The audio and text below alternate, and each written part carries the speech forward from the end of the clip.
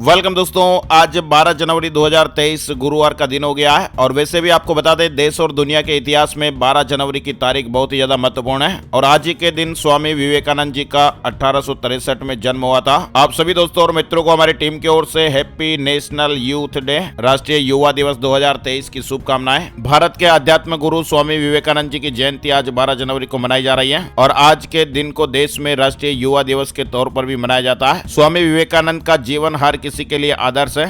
आज राष्ट्रीय युवा दिवस पर युवाओं के प्रेरणा स्रोत स्वामी विवेकानंद जी को नमन। आज के मुख्य समाचार और बड़ी खबरें, देश और दुनिया का ताजा अपडेट हम लेकर हाजिर हो चुके हैं। अलग अलग राज्यों की ओर से, सरकारों की ओर से महत्वपूर्ण अपडेट आ चुका है। वीडियो को आप आखिर तक जरूर देखते रहिएगा। और हाँ दोस्तों, हमारी टीम की मेहनत के लिए इस वीडियो को आप लाइक और शेयर जरूर कर दीजिए ताकि हमारी टीम को मोटिवेशन मिलता रहे और हम ऐसे ही हर रोज काम की ताजा खबरों के अपडेट वीडियो देखते रहे। तो आइए दोस्तों, शुरुआत करते हैं आज की पहली बड़ी खबर। प्रधानमंत्री नरेंद्र मोदी जी स्वामी विवेकानंद जी की जयंती के मौके पर गुरुवार 12 जनवरी को आज कर्नाटक के हुबली में राष्ट्रीय युवा महोत्सव का उद्घाटन करेंगे और इस समारोह में 30,000 से ज्यादा युवा शामिल होंगे। चीन का झूठ लगातार बेनकाब होता जा रहा है। कोरोना से हालात बेकाबू चल रहे हैं, रिकॉर्ड मौतें भी हो रही है और सैटेलाइट तस्वीरों में इस बात के सबूत भी अब मिल रहे हैं। यानी चीन में कोरोना से हालात दिन ब दिन खराब होते जा रहे हैं और इस समय चीन जिन आंकड़ों को छिपाने की लगातार कोशिश कर रहा है, सैटेलाइट की जो तस्वीरें सामने आ रही है वो अलग ही तस्वीरें बयां कर रही है। चीन में कोरोना से रिकॉर्ड मौतें हो रही है और रिकॉर्ड मरीज भी दर्ज किए जा रहे हैं। यानी कोरोना से चीन में हालात बेकाबू चल रहे हैं। और हाँ दोस्तों, आपको बता दें, हमारे देश में बीते 24 घंटे में कोरोना के 171 नए मामले सामने आए हैं। अब बच्चों के लिए इंटरनेट सुरक्षित होगा। सरकार नया डिजिटल एक्ट भी लाने जा रही है। यानी सरकार का नया डिजिटल इंडिया एक्ट बच्चों के लिए इंटरनेट को सुरक्षित बना सकता है। सरकार इसमें साइबर बुलिंग और किसी दूसरे की निजी जानकारी इंटरनेट पर डालने को अपराध बनाने की तैयारी कर रही है। डिजिटल इंडिया एक्ट मौजूदा IT एक्ट की जगह लेगा। यानी सरकार की पर्सनल डेटा की सुरक्षा पर भी नजर है। यानी किसी व्यक्ति के पर्सनल डेटा उल्लंघन का मतलब अनऑथराइज्ड डेटा प्रोसेसिंग होगा और किसी भी व्यक्ति के पर्सनल डेटा के साथ छेड़छाड़ या नुकसान पहुंचाने पर कार्रवाई होगी। जोशीमठ में प्रभावितों को अभी 1.5 लाख की मदद मिलेगी। शिफ्टिंग के लिए 50,000 रुपए मिलेंगे। उत्तराखंड के जोशीमठ में जिन 723 घरों में दरारें आई हैं, उनमें रहवासियों को अभी 1.5 लाख रुपए की मदद दी जाएगी। 50,000 रुपए शिफ्टिंग के लिए और मुआवजे के एडवांस के तौर पर 1 लाख रुपए मिलेंगे। फाइनल मुआवजा क्या होगा ये बाद में तय किया जाएगा। 1 हफ्ते में सर्वे पूरा होगा और उसके बाद मदद दी जाएगी। इसके अलावा फिलहाल 2 होटल ही तोड़े जाएंगे, घरों को नहीं तोड़ा जाएगा।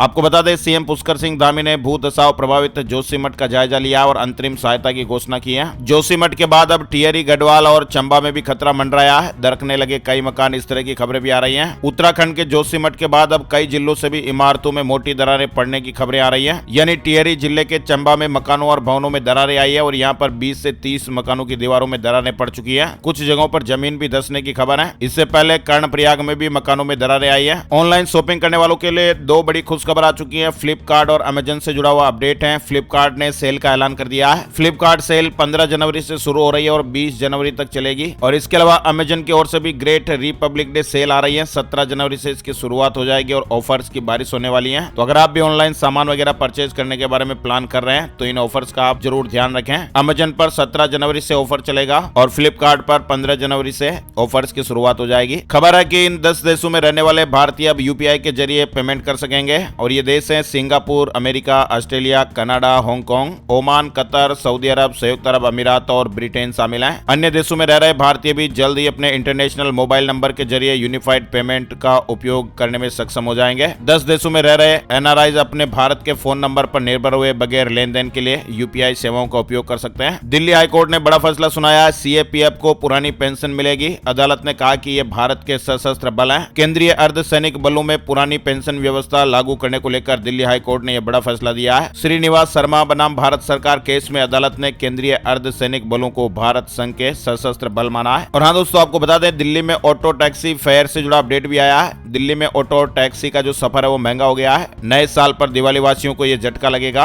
दिल्ली सरकार ने ऑटो टैक्सी की दरों को बढ़ाने का ऐलान कर दिया है। ऑटो का न्यूनतम किराया 25 रुपए से बढ़कर अब 30 रुपए हो गया है और इसके बाद फिर 9.5 रुपए की बजाय अब 11 रुपए प्रति किलोमीटर का किराया यात्री को देना होगा। इसके अलावा AC और नॉन AC टैक्सियों के किराए में भी बढ़ोतरी हो गई है। परिवहन मंत्री जी ने ट्वीट करके पूरी जानकारी दी है। भोपाल में करणी सेना का आंदोलन खत्म हो गया है। 18 मांगों को लेकर सरकार ने कमेटी बनाई। आरक्षण समेत 4 मांगों पर कोई चर्चा नहीं हुई है। 4 4 दिनों से चल रहा करणी सेना परिवार का आंदोलन बुधवार को सहकारिता मंत्री अरविंद भदौरिया जी के आश्वासन के बाद खत्म हो गया। करणी सेना परिवार के ज्ञापन में शामिल 22 मांगों में से 18 मांगों पर विचार के लिए 3 अफसरों की कमेटी बनाई गई है। बिहार से जुड़ी खबर, नीतीश सरकार ने बड़ा फैसला लिया है। अब सरकारी अस्पतालों में 611 तरह की दवाइयां मरीजों को मुफ्त मिलेगी। यानी बिहार में सरकारी अस्पतालों में इलाज कराने वाले नागरिकों को अब सरकार का बड़ा तोहफा मिलेगा। सरकारी हॉस्पिटलों में अब मरीजों को 611 तरह की दवाइयां फ्री में मिलेगी। और हाँ दोस्तों, आपको बता दें, बिहार में अब घर बैठे इलाज की सुविधा भी मिलेगी। ई संजीवनी ऐप से वीडियो कॉल पर डॉक्टर से आप बातचीत कर पाएंगे। ये सुविधा भी फ्री मिलेगी। स्वास्थ्य विभाग ने इसके लिए ई संजीवनी ऐप लॉन्च कर दिया है। उत्तर प्रदेश में अब डॉक्टरों की सेवानिवृत्ति आयु बढ़कर 70 साल होगी। विशेषज्ञ डॉक्टरों की कमी दूर करने को लेकर प्रस्ताव तैयार हो गया है। अभी चिकित्सा शिक्षा के डॉक्टरों की रिटायरमेंट की उम्र 65 साल है। प्रांतीय चिकित्सा सेवा संवर्ग PMS के डॉक्टरों की सेवानिवृत्ति आयु अब 62 साल से बढ़ाकर 70 वर्ष की जाएगी। इस तरह का प्रस्ताव तैयार हुआ है। बच्चों का टीकाकरण भी अब कोरोना की तरह एक नए वेबसाइट पर होगा, नए प्लेटफॉर्म पर होगा। कोविन की तरह यूविन पोर्टल पर पहले रजिस्ट्रेशन होगा और फिर वैक्सीनेशन किया जाएगा। यानी भारत सरकार कोरोना के वैक्सीनेशन के लिए तैयार किए गए कोविन पोर्टल की तरह एक यूविन पोर्टल भी लॉन्च करने जा रही है। ट्रायल के लिए पायलट प्रोजेक्ट के तहत देश के 65 जिलों में बहुत ही जल्द इसकी शुरुआत हो जाएगी। यानी बच्चों के वैक्सीनेशन के लिए पूरी वेबसाइट पर जानकारियां उपलब्ध रहेगी। घर बैठे ऑनलाइन टीकाकरण के लिए बुकिंग भी कर पाएंगे। रजिस्ट्रेशन के बाद फिर बच्चों को वैक्सीन दी जाएगी। बिहार में जातीय जनगणना के खिलाफ सुप्रीम कोर्ट में याचिका दाखिल कर दी गई है। 13 को सुनवाई होगी। यानी सर्वोच्च अदालत ने याचिका को स्वीकार कर लिया और अब इस मामले में 13 जनवरी को सुनवाई होगी। जेईई मेन 2023 से जुड़ी खबर, शिक्षा मंत्रालय ने बड़ा बदलाव किया है। संयुक्त प्रवेश परीक्षा जेईई मेन में शामिल होने के इच्छुक विद्यार्थियों को राहत देते हुए शिक्षा मंत्रालय ने फैसला किया कि 12वीं कक्षा की परीक्षा में 75% और उससे अधिक अंक प्राप्त करने की पात्रता मानदंड के अलावा टॉप 20 के छात्र सभी बोर्ड के परसेंटाइल अपने जेईई मेन स्कोर के आधार पर प्रवेश लेने के पात्र होंगे। पंजाब के PCS अधिकारियों ने हड़ताल को वापस ले लिया। सीएम भगवंत मान ने सस्पेंड करने की चेतावनी दी थी। परिषदों और नगर पंचायतों में 40,000 पदों पर बम्पर भर्ती का ऐलान कर दिया है। अमेरिका में विमान सेवाओं का संचालन फिर से शुरू हो गया है। कंप्यूटर सिस्टम में खराबी से करीब 5 घंटे अमेरिका में उड़ानें रद्द रही। अमेरिका में सभी उड़ानें प्रभावित हुई थी और उड़ान सेवा पूरी तरह ठप हो गई थी, लेकिन अब धीरे धीरे इसे वापस ठीक किया जा रहा है। महाराष्ट्र सरकार का आदेश रद्द, जॉनसन एंड जॉनसन को बॉम्बे हाई कोर्ट से बेबी पाउडर बेचने की इजाजत मिल गई है। यानी जॉनसन एंड जॉनसन कंपनी को बड़ी राहत दी गई है। बॉम्बे हाई कोर्ट ने Maharashtra food and drug administration के उस आदेश को रद्द कर दिया है जिसमें सरकार ने अपने यहाँ जॉनसन एंड जॉनसन का बेबी पाउडर बनाने का लाइसेंस रद्द कर दिया था और बिक्री पर रोक लगा दी गई थी। और ऐसे में अब हाई कोर्ट से बेबी पाउडर बेचने की फिर से इजाजत मिल गई है। व्हाट्सएप ने iOS के बाद एंड्रॉइड यूजर्स के लिए भी तगड़ा फीचर जारी कर दिया है। कैप्शन के साथ फॉरवर्ड हो जाएगी मीडिया फाइल। केंद्रीय मंत्रिमंडल ने रुपए डेबिट कार्ड और भीम UPI के जरिए लेन देन को बढ़ावा देने के लिए 2600 करोड़ रुपए की प्रोत्साहन योजना को मंजूरी दी है। Multi state export cooperative society का गठन होगा, कैबिनेट ने मंजूरी दी है। हरियाणा से जुड़ी खबर, पंचायती जमीनों का मालिकाना हक कब्जेदारों को देने की तैयारी, सरकार ने विशेष कमेटी बनाई है। हरियाणा सरकार ने पंचायती जमीनों पर कब्जा किए हुए बैठे लोगों को जमीन का मालिकाना हक देने का मन बना लिया है। किसान संगठनों के साथ बैठक के बाद सरकार ने कानून में संशोधन के लिए कमेटी गठित कर दी है। महाराष्ट्र सरकार के कर्मचारियों के वेतन संशोधन को कैबिनेट की मंजूरी मिल गई है। 240 करोड़ रुपए का बोझ पड़ेगा। केजरीवाल सरकार ने दिल्ली वासियों को 24 घंटे साफ पानी पहुंचाने के लिए बड़ी परियोजनाओं को मंजूरी दी है। 2025 तक यमुना की सफाई पूरी करने, हर घर को 24 घंटे नल से साफ पानी देने और सभी अनाधिकृत कॉलोनियों के घरों को सीवर लाइन से जोड़ने के लिए युद्ध स्तर पर काम किया जा रहा है। बुधवार को दिल्ली के उप मुख्यमंत्री मनीष सिसोदिया ने बैठक में कई अहम बड़े फैसले लिए हैं। उपभोक्ताओं के पानी के बिल से जुड़ी समस्याओं के समाधान के लिए फैसला लिया गया कि दिल्ली सरकार लोगों की वाटर बिल से जुड़ी समस्याओं को हल करने के लिए वन टाइम सेटलमेंट योजना पर काम कर रही है। चीन ने दक्षिण कोरिया के बाद अब जापान पर भी प्रतिबंध लगा दिया है। नागरिकों के वीजा पर रोक लगा दी है। दिल्ली में अधिकारियों की पोस्टिंग और ट्रांसफर पर किसका अधिकार, सुप्रीम कोर्ट में सुनवाई हुई और इस दौरान शीर्ष अदालत ने कहा कि सिविल सेवा अधिकारियों का कैडर जब एक बार आवंटित किया जाता है तो राज्य सरकार ट्रांसफर, पोस्टिंग आदि का फैसला करती है। लेकिन क्या यही सिद्धांत केंद्र शासित प्रदेशों पर लागू होता है? हम इसको लेकर संवैधानिक प्रावधानों को देखना चाहते हैं। इस मामले को लेकर चीफ जस्टिस DY चंद्रचूड़ जी की अध्यक्षता वाली बेंच सुनवाई कर रही है। पाकिस्तान में साल भर में प्याज के दामों में 500% तक बढ़ोतरी हो गई है।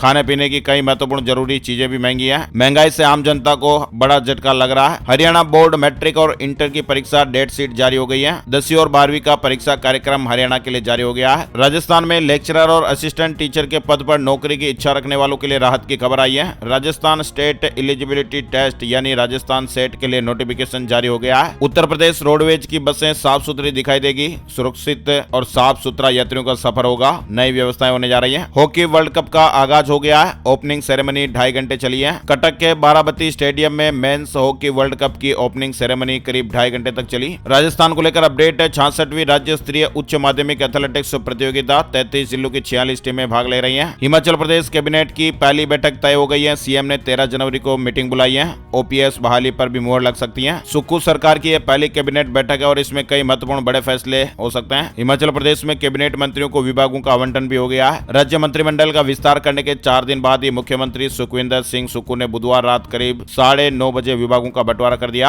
एनपीसीआईएल में ट्रेड अप्रेंटिस के 295 पदों पर भर्ती निकली हुई है। 25 जनवरी तक आवेदन करने का मौका मिल रहा है। दिल्ली एनसीआर वेदर से जुड़ी खबर भी आ रही है। उत्तर भारत सर्दी की चपेट में है, लेकिन जनवरी का दूसरा सप्ताह दिल्ली एनसीआर के लिए राहत लेकर आएगा। 3 दिन ठंड से राहत मिलेगी। वैसे आपको बता दें, बुधवार को दिल्ली एनसीआर में धूप निकलने से तापमान में मामूली बढ़ोतरी हुई है, लेकिन बुधवार देर रात दिल्ली एनसीआर के कई इलाकों में हल्की बूंदाबांदी हुई, जिससे तापमान में गिरावट दर्ज की गई। आइए दोस्तों, आपको बताते हैं सोने चांदी के rate update. Gold price today, silver price today. बुधवार सुबह सोने का भाव 56,084 रुपए प्रति 10 ग्राम पर रहा। वहीं चांदी का भाव 68,304 रुपए प्रति किलोग्राम पर रहा है। वेदर न्यूज एंड एनालिसिस में संपूर्ण भारत का आज 12 जनवरी 2023 का मौसम पूर्वानुमान, मौसम की जानकारी का ताजा अपडेट आ चुका है। स्काईमेट वेदर अपडेट के मुताबिक अगले 24 घंटों के दौरान गिलगित बाल्टिस्तान, मुजफ्फराबाद, लद्दाख, जम्मू कश्मीर और हिमाचल प्रदेश में हल्की से मध्यम बारिश और हिमपात के साथ 1-2 स्थानों पर भारी हिमपात भी हो सकता है। उत्तराखंड के ऊपरी इलाकों में हल्की बारिश और हिमपात हो सकता है। देश के अधिकांश हिस्सों से शीतलहर की स्थिति समाप्त होने की खबरें हैं। पंजाब और उत्तर प्रदेश के कुछ इलाकों में कोल्ड डे की स्थिति बनी रह सकती है। इसके अलावा पंजाब, हरियाणा, दिल्ली और पश्चिमी उत्तर प्रदेश में कुछ जगहों पर घना कोहरा छा सकता है। पूर्वी उत्तर प्रदेश और बिहार में भी घना से बहुत घना कोहरा छा सकता है। आज के मुख्य समाचार में फिलहाल बस इतनी खबरें। अगर आपको हमारा प्रयास अच्छा लगा तो प्लीज वीडियो को लाइक और शेयर जरूर कर दीजिएगा।